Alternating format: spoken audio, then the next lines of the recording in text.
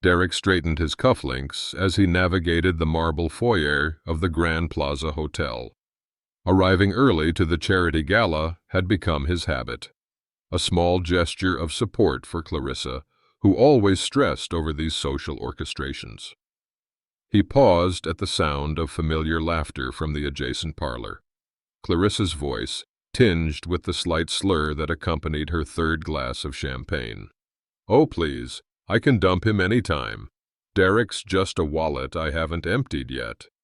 Female laughter rippled in response. "But seriously," Clarissa continued, "men like him are useful until they're not. He pays the bills, I look good on his arm, and nobody asks questions." Derek's breath caught. The crystal chandelier above suddenly seemed to throw too harsh a light on everything. The auction items with their carefully calculated minimum bids, the donors with their calculated generosity, including his marriage. Derek Matthews awoke at 5:45 a.m., 15 minutes before his alarm.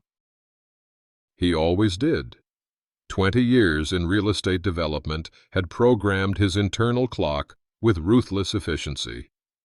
He slipped from bed, careful not to disturb Clarissa, whose sleeping form remained cocooned beneath their 1,000-thread count sheets, a recent acquisition she'd insisted was an absolute necessity.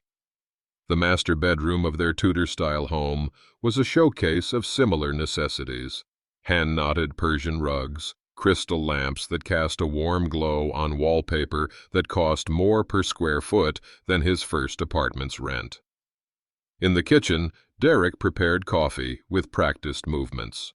2 cups, his in the practical travel mug, hers in the delicate porcelain she preferred. "Is that French roast?" Clarissa appeared in silk pajamas, hair somehow perfect despite sleep. "Your favorite," Derek confirmed, sliding her cup across the marble island. She sipped, nodded approval. "You're speaking with Westland today about the riverfront project?" "Final approval meeting." "Good." "And the Blakemores' anniversary party is next month. Richard sits on that board." She scrolled through her phone, not looking up. "We need to make an impression." Derek nodded, swallowing a familiar resignation. Another connection to cultivate, another evening of strategic socializing. "I'll make it happen," he said, the words well worn.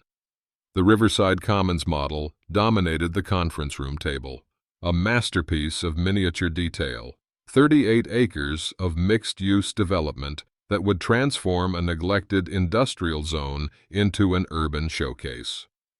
"The sustainability elements won us the council vote," Derek explained, indicating the green spaces meticulously crafted throughout the model. Solar integration, rainwater collection systems, community gardens, all while maintaining profit margins above industry standard. Jonathan Westland, silver-haired chairman of Westland Properties, nodded appreciatively. "Matthews, you've outdone yourself." This addresses every concern without compromising the vision. "Or the bottom line," added Melissa Chen, their legal counsel, with a knowing smile.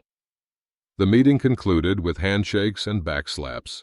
Derek's reputation for delivering impossible projects remained intact. Another victory. Back in his office, Derek stared at the wall of awards and photographs. Proof of his professional ascension. 20 years building spaces for others to inhabit while his own life remained, what? Successful by every measurable metric. He loosened his tie slightly. His phone buzzed. "Derek, don't forget tonight's charity auction." Clarissa's voice held that crisp, commanding tone she reserved for social obligations. "Wear the charcoal Armani, not the navy.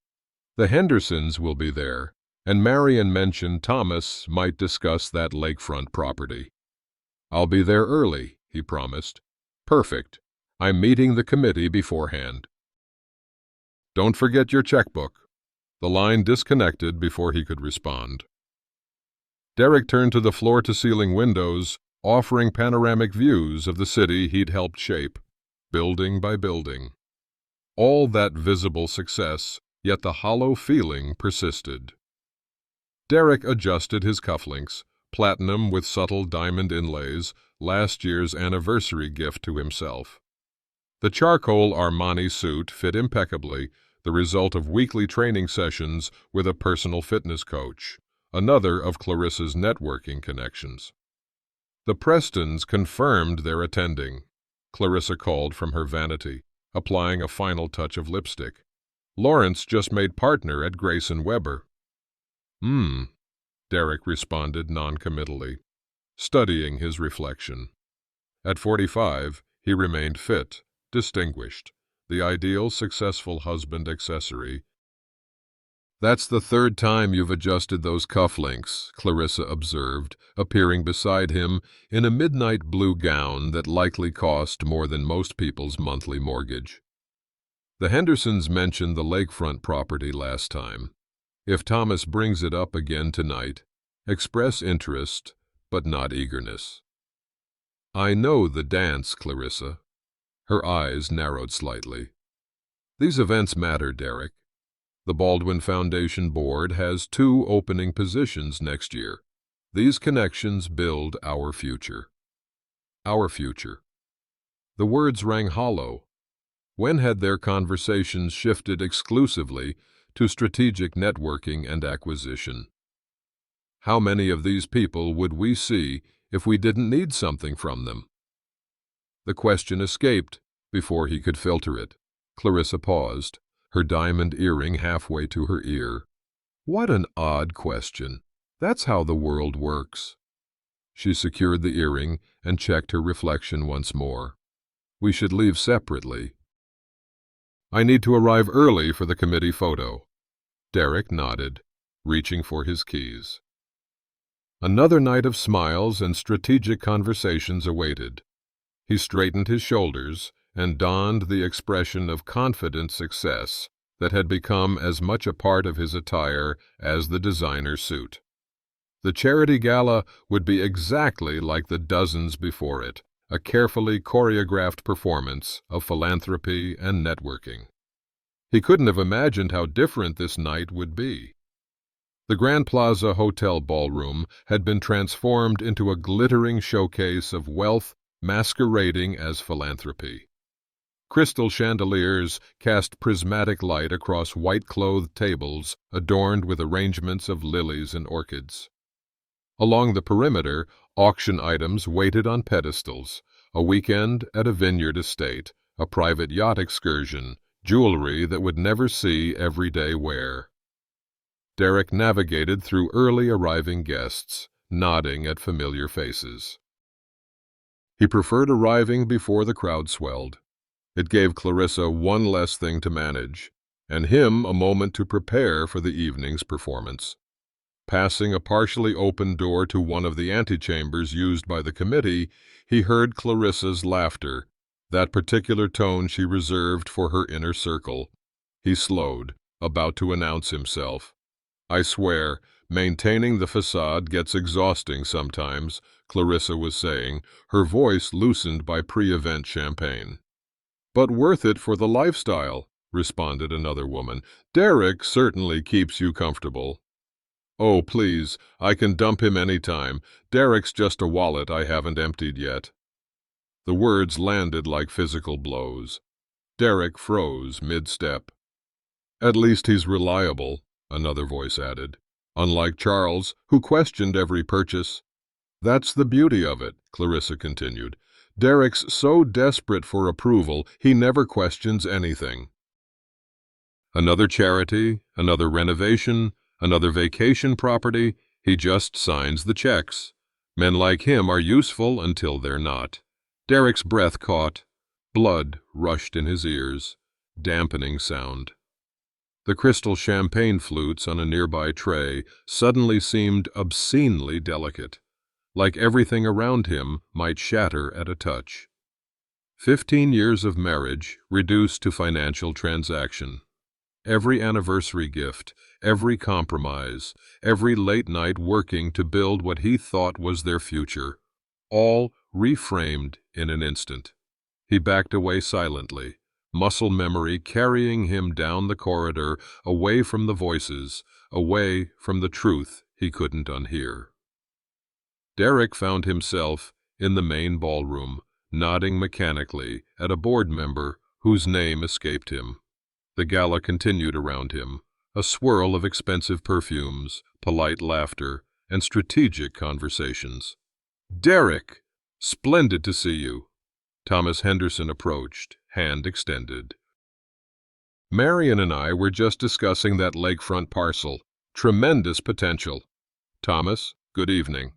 Derek heard his own voice, professionally pleasant, detached from the turmoil beneath. "The municipality finally approved the zoning change. The location has exceptional possibilities." "Excellent news. We should discuss partnership opportunities." Derek nodded, made appropriate noises of interest, watched his hand reach for a champagne flute from a passing tray, his body operating on autopilot, while his mind replayed Clarissa's words on endless loop. "Just a wallet I haven't emptied yet." Across the room, Clarissa emerged from the antechamber, poised and radiant in her element, working the crowd with practiced charm. She caught his eye, flashed that perfect smile, then turned her attention to the president of the hospital board. "Your wife is magnificent," an elderly patron commented beside him. "Such dedication to the foundation." "Yes," Derek replied. "She's quite devoted." To what, he now wondered. The auction began.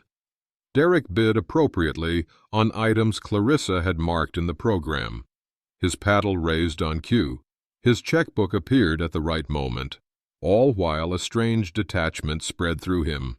Was this how surgeons felt, he wondered, performing procedures while emotionally removed from the body beneath their hands?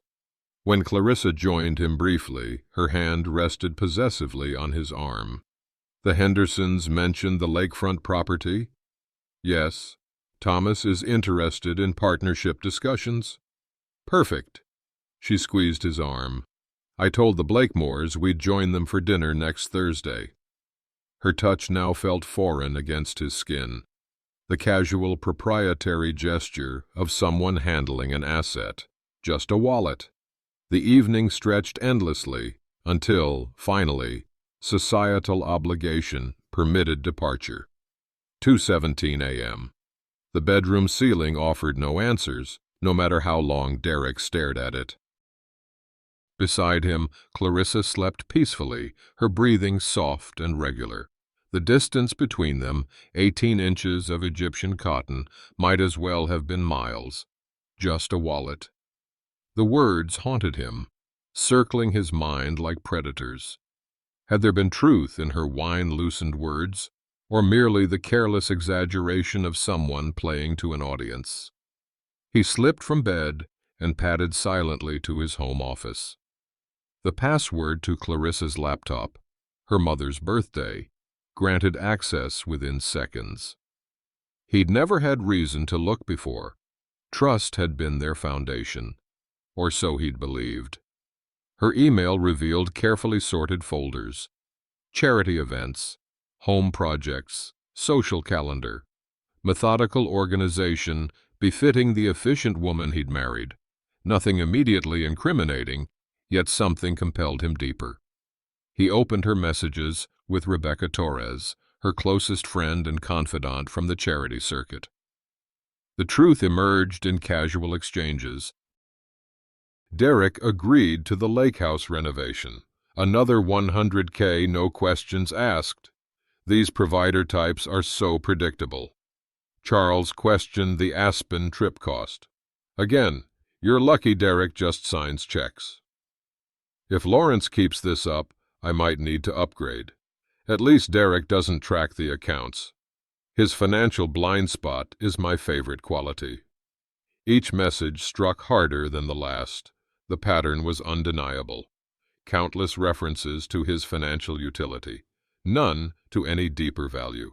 In her text messages, he found more: mocking comments about his social awkwardness at events, jokes about his eagerness to please her, Clarissa's true face revealed in digital fragments. Then came the credit card statements. 4 charges at the Westbrook Hotel downtown, dates corresponding with supposed charity planning retreats. Derek sat back, the blue light of the screen harsh in the darkness. Not just a wallet, a blind, willing wallet. His hand closed around a pen, snapping it before he realized what he'd done. The ink stained his fingers like evidence of a wound he hadn't felt yet. The question was no longer whether betrayal existed, but how deep it ran. 3 days of silent processing had given Derek enough clarity to attempt conversation. He'd chosen tonight deliberately. Wednesday, when Clarissa had no evening commitments.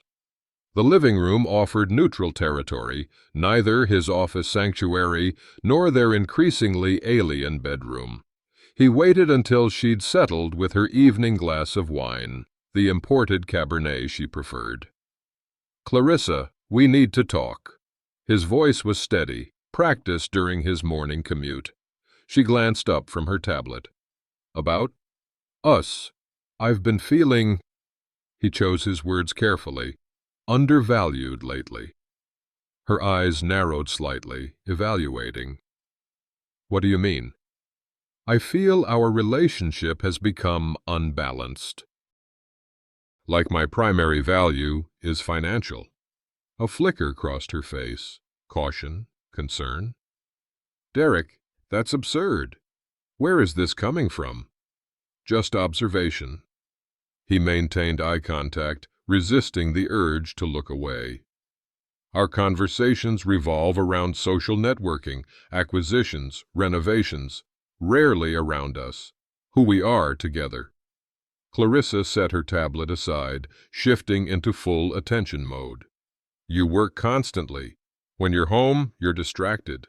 Of course I focus on practical matters. Someone has to manage our life." "Our life," Derek repeated. "Or your life that I finance." Her expression softened instantly. A transformation he'd seen her practice for difficult donors. "You're being ridiculous. Everything I do benefits us both. The connections I cultivate, the home I maintain, it's all for our future. Then why does it feel so empty?" She moved to sit beside him on the sofa, the Italian leather he'd never particularly liked. "I had no idea you felt this way." Her hand found his, warm and familiar. "I'm sorry if I've been preoccupied with social obligations. Perhaps we both need to refocus on each other." "Perhaps we do," Derek said, studying her face for signs of the woman he'd married, not the one who dismissed him as just a wallet. "Let's make more time for us," she suggested, her voice softened to intimacy. "Starting now."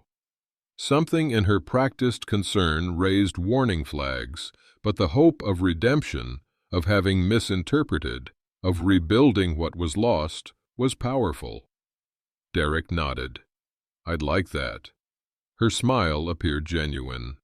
For a moment, he wanted to believe it was.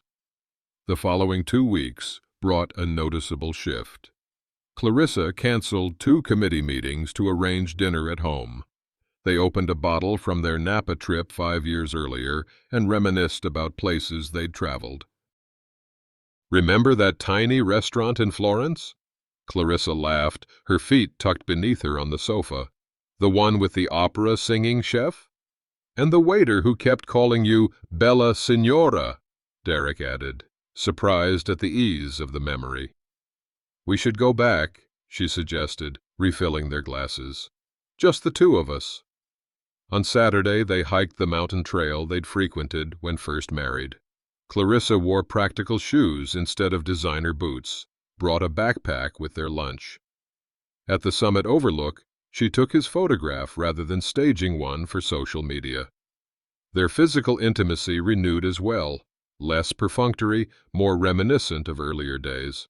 Derek found himself wondering if he'd overreacted to her comments, if perhaps they'd simply drifted into complacency that could be corrected. "I'm thinking of scaling back some foundation commitments," Clarissa mentioned over Sunday breakfast, scanning charity invitations. "Refocus on what matters." "Really?" Derek couldn't hide his surprise. "Really?" She squeezed his hand. "You were right. We've been neglecting us." The renovation plans for the lake house mysteriously disappeared from her priority list. The carefully maintained calendar of social obligations thinned. Conversations extended beyond networking strategies to include books, films, even politics. Yet something subtle nagged at Derek's awareness. Occasional glances at her phone that she quickly masked with a smile.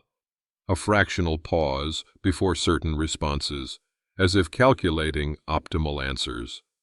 The performance was excellent, nearly flawless. But he'd heard the truth spoken to her friends, and once revealed, could not be unseen. "Girls' night with the foundation committee," Clarissa had explained, kissing his cheek before departing in a dress that seemed excessive for a casual evening. "Don't wait up." Derek had nodded, returning to his book. The trust rebuilding of recent weeks had been comforting, despite his lingering doubts. His phone buzzed an hour later. Rebecca Torres had accidentally sent him a message, clearly intended for Clarissa. Running late. Marcus wanted to review portfolio options before dinner. Still on for 8 at Terroir. Marcus Blackwood, the investment banker who'd recently divorced, not a foundation committee member. Derek deleted the message without responding. A simple mistake that confirmed a deliberate lie. In his home office, he reopened the digital trails he'd begun investigating weeks earlier. This time, he looked deeper, past surface communications to patterns. Clarissa's recent calendar had suspicious gaps, times blocked for personal that corresponded with nothing in their shared schedule. He found a password-protected folder on her laptop titled simply Options. The password, her mother's maiden name, granted access to something far more calculated than he'd imagined. Spreadsheets. Meticulously maintained records of potential prospects, their net worth, marital status, and social connections. Marcus Blackwood featured prominently, with detailed notes on recent meetings and his estimated assets of $34 million.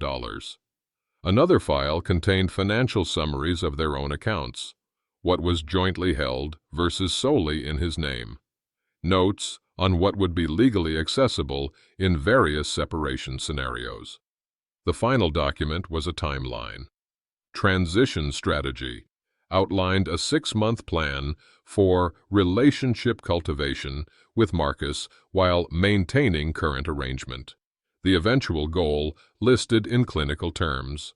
Secure, upgraded position before executing separation.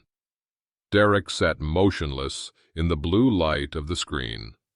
Not just a wallet to be emptied, but one to be strategically exchanged for a fuller one when the time was right. The careful reconciliation of recent weeks revealed itself for what it was, damage control to protect her current position until a better one was secured.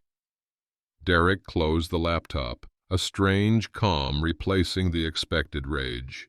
The performance had been flawless, the manipulation expert.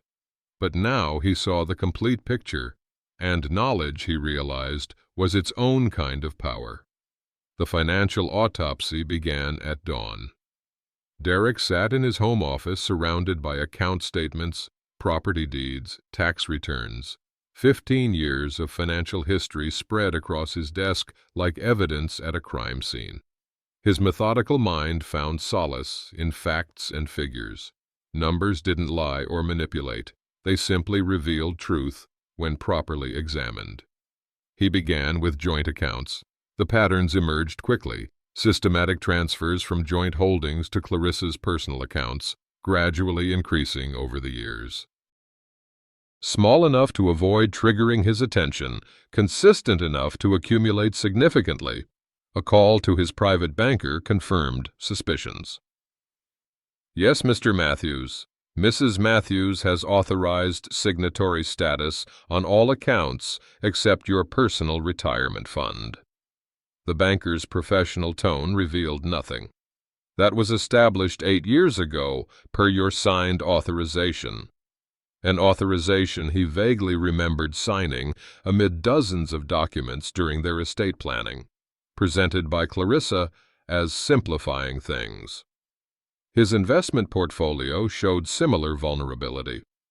While his corporate holdings remained protected through the business structure, their personal investments had been quietly restructured over time. The pattern was elegant in its simplicity. High-return investments migrated to accounts in her name, while riskier holdings remained in joint ownership. Property records revealed more calculation. Their primary residence held in both names. The vacation properties, strategically titled to maximize her potential claims. The lake house renovations suddenly made sense. Improvements increased property value she could claim a portion of in any separation. Each project he'd funded had been, in essence, an investment in her departure fund. Most revealing was the discovery of a safety deposit box in her name. The inventory list included jewelry he'd given her over the years, pieces valued at over $500,000, portable assets, easily liquidated. Derek sat back, feeling oddly calm despite the evidence of methodical exploitation. 15 years of financial planning, not for their future, but for her extraction strategy. The shock had faded. Something colder took its place. Financial betrayal was only the beginning. As evening descended, Derek expanded his investigation into their social sphere. Their shared password manager provided access to Clarissa's private social media accounts, not the public profiles of charitable works and social appearances, but the private groups where real conversations happened. In an exclusive chat group titled Survivor Wives, he found years of mockery. Another business dinner where Derek talked about zoning regulations. "Kill me now." Posted 3 years ago with laughing emoji responses. Just nodded through Derek's boring project explanation while mentally redecorating the Aspen house. He never notices. 2 years ago. 12 sympathetic responses. "Ladies, pour one out for me. Anniversary dinner tonight with Mr. Spreadsheet." Last year. The comments were worse than the post. "How do you stay awake?" "Think of the lifestyle, honey." "At least yours isn't cheap." Charles questioned our Santorini trip cost. The exchanges stretched back nearly a decade. His birthday celebrations mocked. Their anniversaries treated as endurance challenges. Private jokes about his conversational skills, his social awkwardness, even his intimate performance. Rebecca: "How do you even manage bedroom time with him?" Clarissa: "I close my eyes and think of renovations." The laughter of others at his expense felt like acid on exposed nerves. Another group chat revealed casual meetups he'd never known about. Events where husbands were specifically excluded. Dinners at restaurants he paid for, discussing strategies for maximizing financial benefits while minimizing actual marital involvement. Derek still thinks, "I'm at foundation meetings 3 nights a month. Those spa weekends don't book themselves." It wasn't just Clarissa. Their entire social circle, the couples they'd dined with, vacationed alongside, shared confidences with, had witnessed his humiliation for years. Some participated directly. Others stood silently complicit. The screen blurred as Derek's composure finally cracked. What, not from sadness, but from rage so pure it momentarily robbed him of vision. These people had sat in his home, enjoyed his hospitality, accepted his generosity, all while privately ridiculing him. His dignity had been the punchline of a years-long joke. The betrayal wasn't just marital, it was communal. At midnight, Derek transformed his home office into a war room.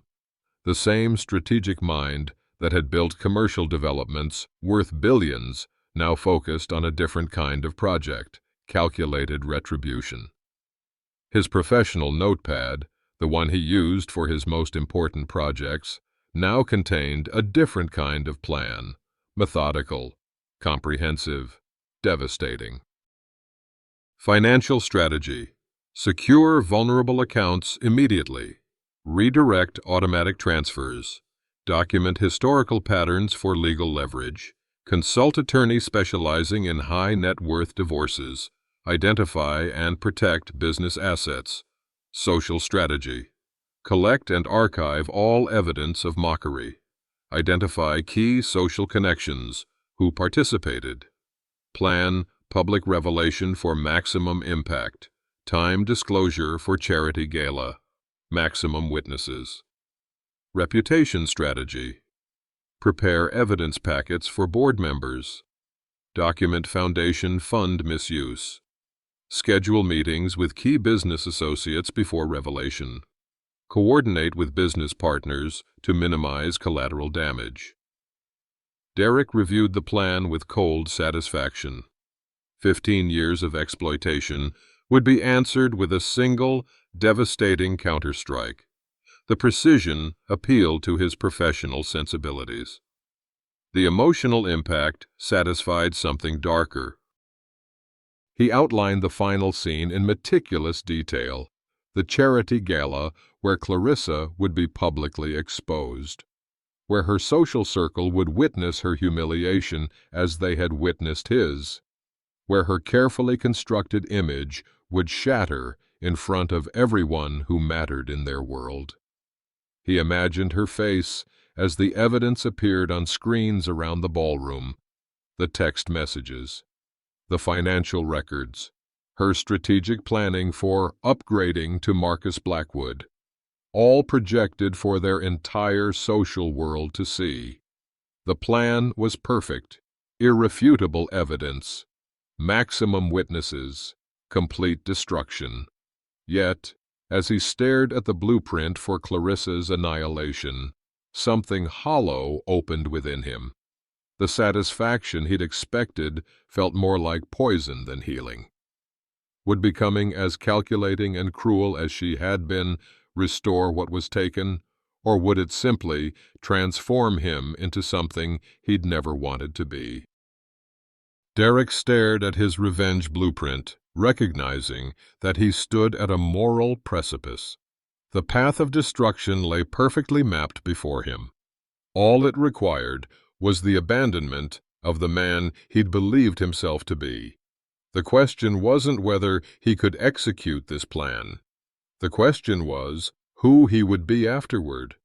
Derek chose the university cafe deliberately, public enough to maintain composure, quiet enough for a meaningful conversation. Walter Richardson, his former professor-turned-mentor, had agreed to meet without hesitation, despite the vague explanation for the urgent request. Walter was already seated at a corner table, silver hair neatly combed, the same thoughtful eyes that had guided Derek through ethical dilemmas in his 20s. Some things remained constant in a world suddenly revealed as unstable. "Derek, good to see you." Walter's handshake was firm, his gaze assessing. "Though I suspect this isn't a casual catch-up. Thank you for meeting me." Derek settled across from him, ordered black coffee. "I need perspective on a personal situation." Walter nodded, waiting. Derek presented the facts methodically, the overheard comment, the financial exploitation, the social humiliation.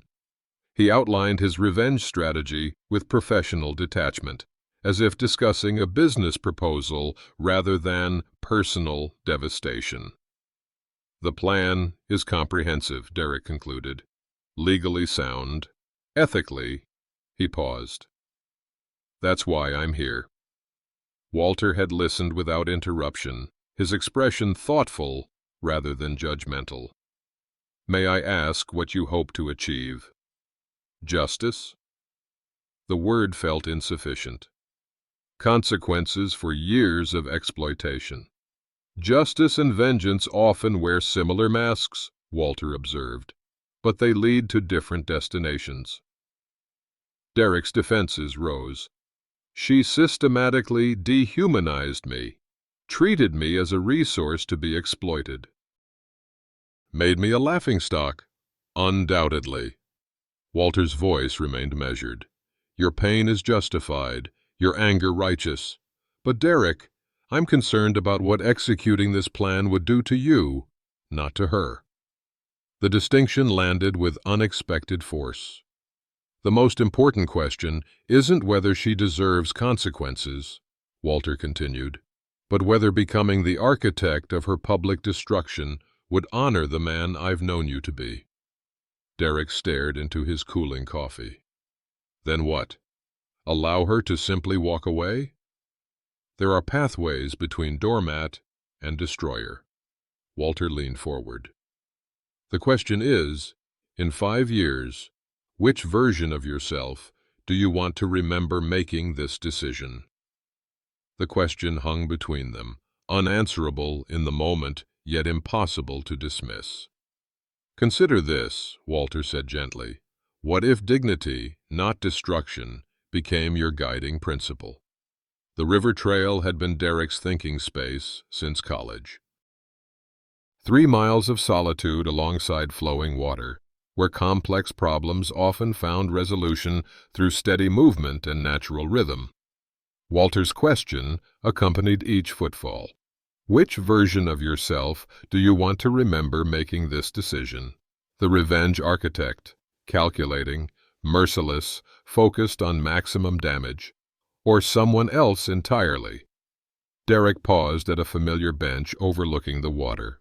For 15 years, he'd defined himself primarily through provision, success measured by acquisition, achievement, financial security. His identity had been builder, provider, supporter. Had he embraced the role so completely that he'd forgotten the person beneath it? He recalled a conversation with his grandfather decades earlier, when he'd complained about a classmate taking credit for his work on a group project.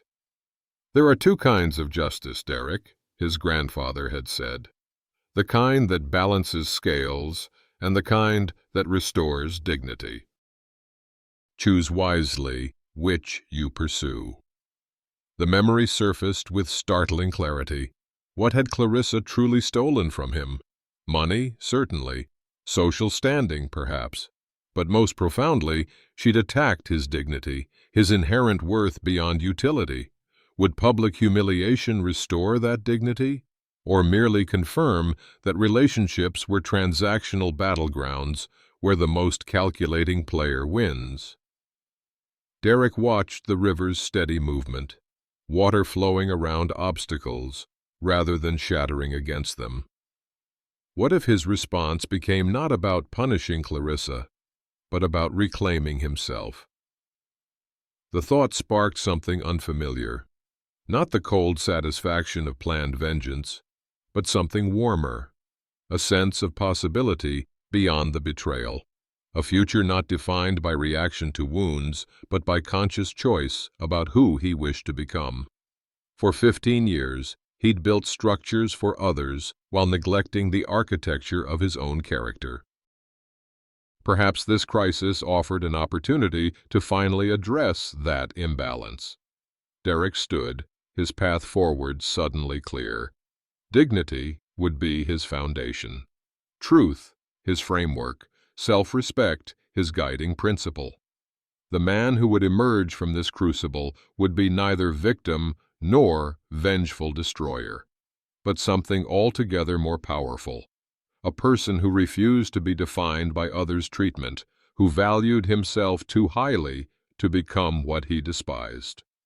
Derek's home office, once a war room for revenge planning, transformed into a sanctuary of measured response. He deliberately removed Clarissa's mocking messages from his walls, replacing emotional triggers with clear objectives. The revenge blueprint, so meticulously crafted, lay at the center of his desk.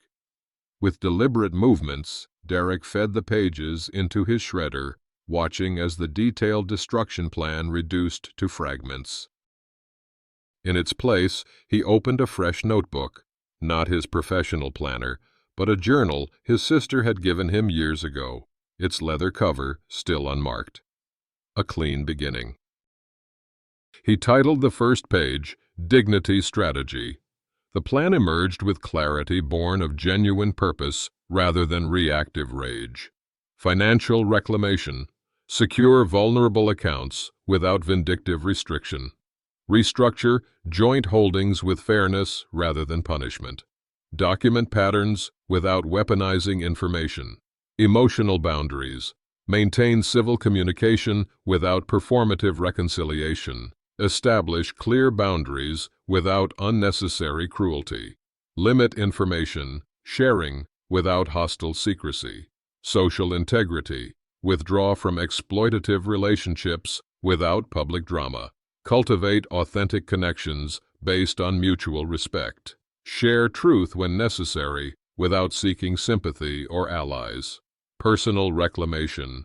Rediscover interests beyond provider role. Reconnect with supportive family relationships. Explore identity separate from professional success.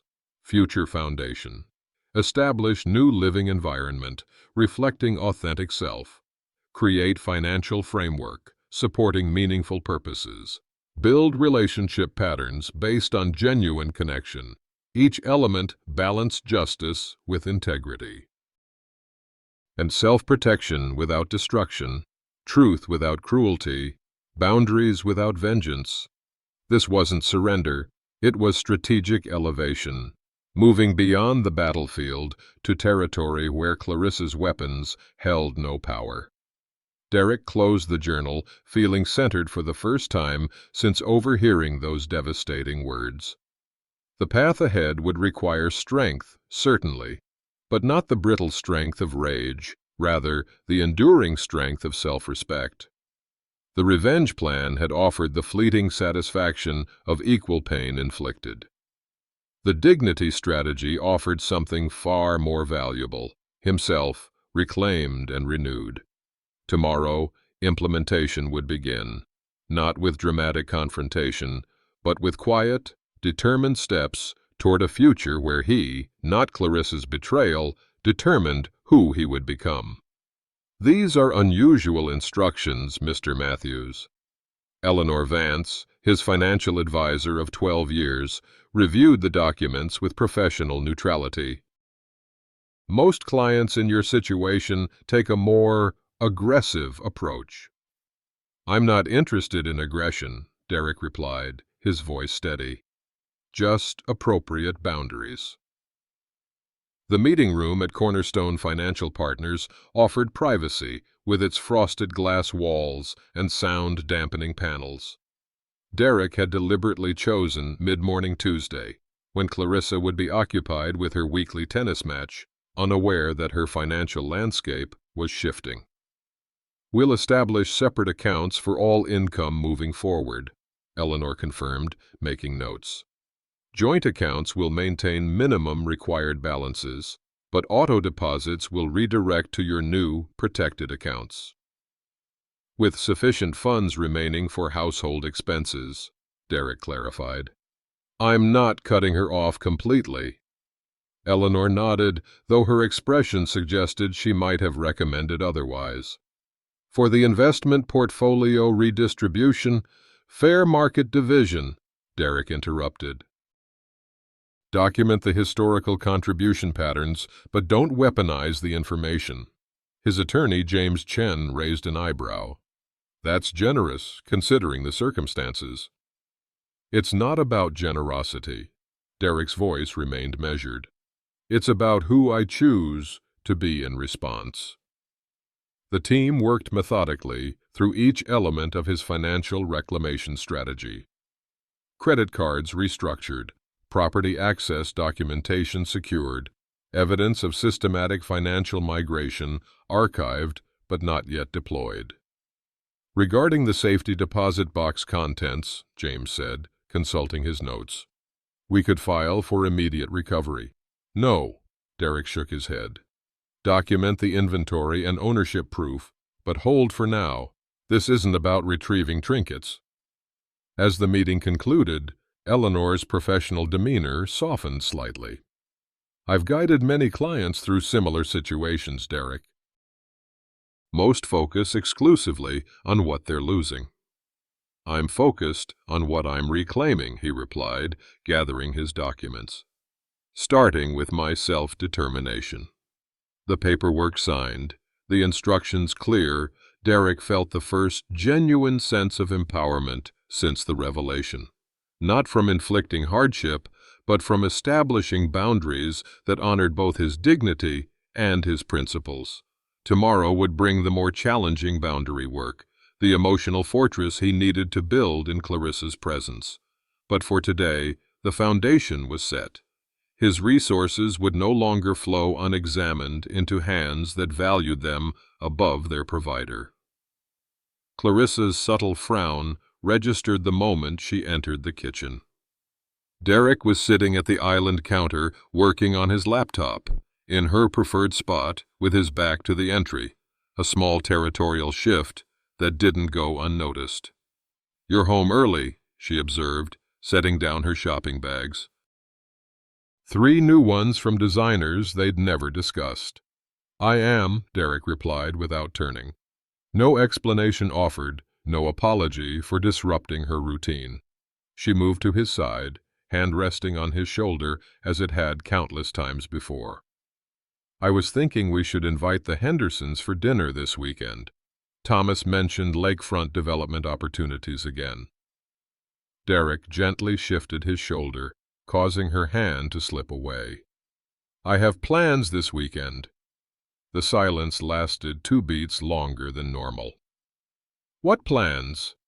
Her tone remained light, but with an edge of calculation. Personal ones. He closed his laptop, finally turning to face her directly. No anger in his expression, but no acquiescence either. Derek. Her voice softened to the intimate tone that had previously signaled his automatic compliance. We've been making such good progress lately. This Henderson connection is important for us. For us or for you? The question was gentle but direct. Her expression flickered between surprise and recalibration. For our future, of course. She moved closer, a practiced gesture of intimacy. What's bothering you? You've seemed distant these past few days. I've been refocusing my priorities, he said simply. Without discussing them with me? A note of injured pride entered her voice, the subtle guilt leverage that had worked reliably for years. Yes. The simple affirmation hung between them. Derek watched her process this unfamiliar response, the subtle calculations visible behind her eyes. He felt oddly calm, observing her tactics from this new vantage point of awareness. If there's something we need to discuss, she began. Not tonight. Derek stood, creating physical space between them. I'm having dinner with my sister's family. I haven't seen the kids in months. You never mentioned. I'm mentioning it now. He moved toward the door, then paused. Don't wait up. As he left, he caught her reflection in the hallway mirror, the rare sight of Clarissa Matthews genuinely taken aback, the script she'd expected him to follow, suddenly rewritten without her input. The wall between them wasn't built of anger or accusation, just the quiet bricks of self-respect he'd begun to lay, one boundary at a time. Uncle Derek! 8-year-old Lily launched herself at him the moment he entered his sister Kate's modest suburban home. Did you bring your architect pencils? Better? Derek produced a professional-grade sketching set from his bag. Your own set? Mom, look what Uncle Derek brought me. Lily raced to show her mother genuine excitement unmediated by social calculation. Kate gave her brother a warm hug. This is a nice surprise. What prompted the weeknight visit? Reconnecting with what matters, Derek replied simply. Dinner around the kitchen table bore no resemblance to the strategic networking meals that had dominated his social calendar for years. Kate's husband, Michael, asked about work projects without underlying agenda. Their children interrupted with observations about school and friends. Conversation flowed naturally between topics without calculation. Remember when Dad would quiz us on current events at dinner? Kate laughed, passing Derek another helping of homemade lasagna. Every night, Derek smiled. 3 questions each before dessert. You always knew the answers, Michael added. Kate used to bribe you to whisper them to her. Did not, Kate protested, then grinned. Well, maybe sometimes. As the evening progressed, Derek found himself sharing more genuinely than he had in years. His river trail walks, architectural interests beyond commercial development, even his thoughts about teaching someday. You'd be an amazing professor, Kate observed. You've always had that teacher instinct. Remember how you helped me through calculus? You were determined, Derek countered. I just explained the concepts. You saw something in me I couldn't see in myself, Kate said, her expression turning serious. You've always had that gift, Derek, seeing potential in others. I've sometimes wondered if you see it in yourself. The observation struck with unexpected force, a mirror reflecting a truth he'd long overlooked. Later, helping Michael wash dishes while Kate supervised bedtime routines, Derek felt a quiet contentment that had nothing to do with status or achievement. You should come by more often, Michael said, passing him a plate to dry. The kids light up around you, and Kate worries you work too hard. I'm rethinking a lot of priorities lately, Derek admitted. Good priorities? Michael asked. Derek considered the evening, the genuine interest, the mutual respect, the conversations without hidden agendas.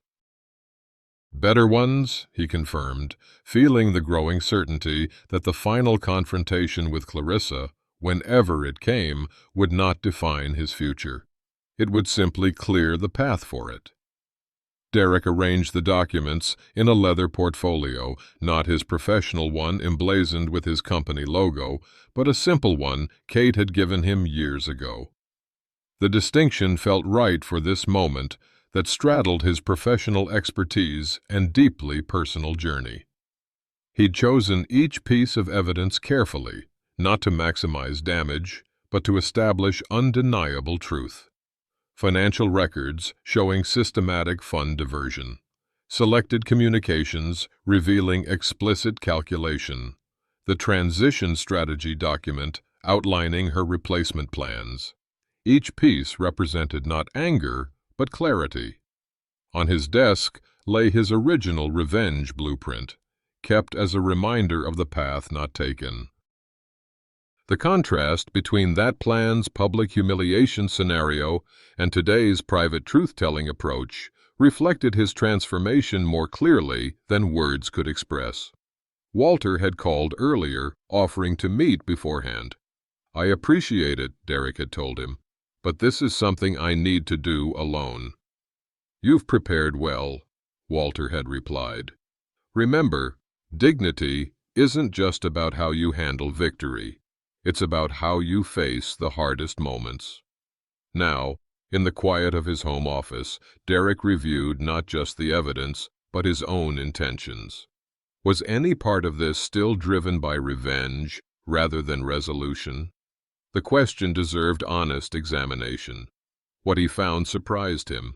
The rage had largely dissipated, replaced by something steadier, not indifference, but a centered clarity about who he was and what he deserved. The confrontation ahead wasn't about punishing Clarissa, but about honoring truth and himself. He closed the portfolio, checked his watch. The restaurant he'd selected offered private dining rooms where conversations couldn't be overheard, a final courtesy to someone who had shown him none. Derek took a deep breath, feeling surprisingly calm. The path to this moment had been painful, but the man walking it had been transformed along the way. It was time for truth to speak. The private dining room at Meridian offered discretion with its mahogany panels and soft lighting. Derek had arrived early to arrange the space, not for confrontation, but for clarity.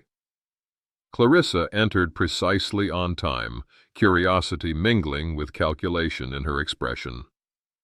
A private room. Are we celebrating something? In a way, Derek replied, standing to greet her, but not moving to pull out her chair as he typically would have. Thank you for coming.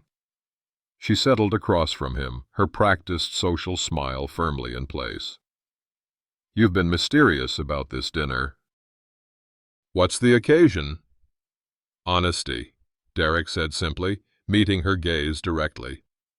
A barely perceptible shift in her posture, the slightest preparation for defense. That sounds serious. It is. Derek opened the portfolio, his movements unhurried. For 15 years, I believed we were building a life together. 3 weeks ago, I discovered that wasn't true.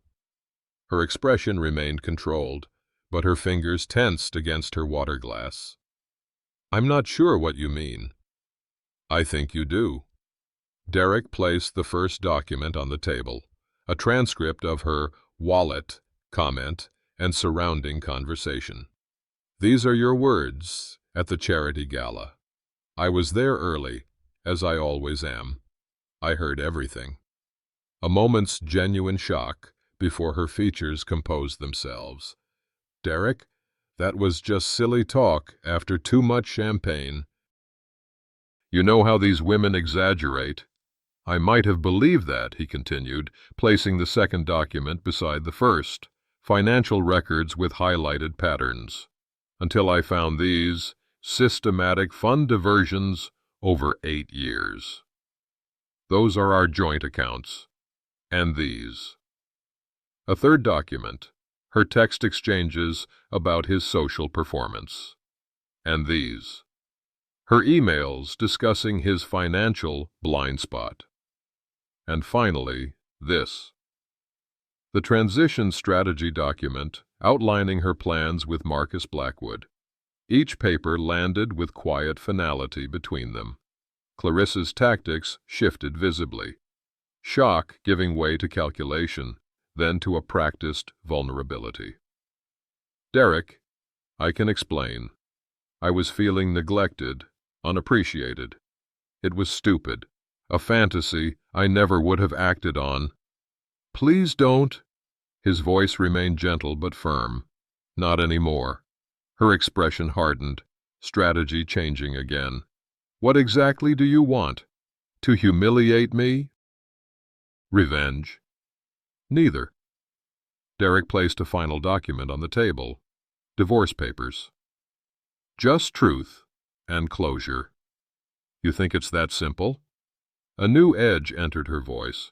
After 15 years, our entire social circle, our properties, I'm not interested in punishing you, Derek interrupted quietly. The papers include fair division of assets. You keep your jewelry, your personal accounts. There's a reasonable settlement. Genuine confusion crossed her face. Why would you do that? Because this isn't about what you deserve, Derek said, his voice steady. It's about who I choose to be. Silence stretched between them. Perhaps the first truly honest moment in years.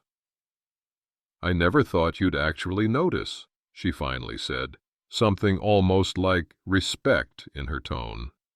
Neither did I, Derek acknowledged. That's on me. What happens now? Her question held no manipulation, just pragmatism. We sign these papers. We part ways. You live your life.